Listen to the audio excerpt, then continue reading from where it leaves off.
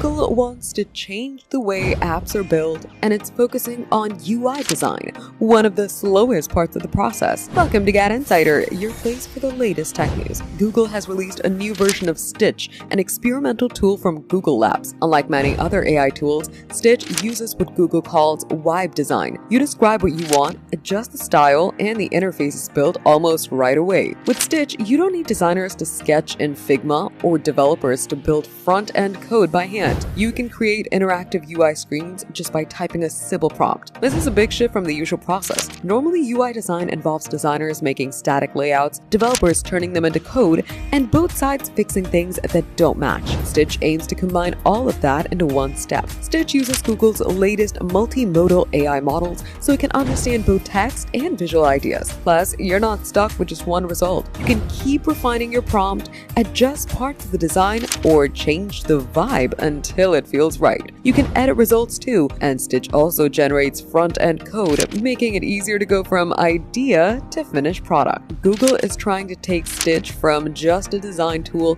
to a full AI-powered UI platform for collaboration between non-designers and engineers. In short, you don't have to be a design expert to start building an interface. Now that AI tools have already changed the way people write code, make images, and edit videos, faster design cycles could lead to apps that get updated more often, feel more polished, and respond more quickly to feedback. Right now, Stitch is still in Google Labs, so it's experimental and not widely available yet. But if this rolls out, this might let anyone create an app just by describing it. For more updates, subscribe to GadInsider, like and share the video, and don't forget to press the bell icon so you never miss any update.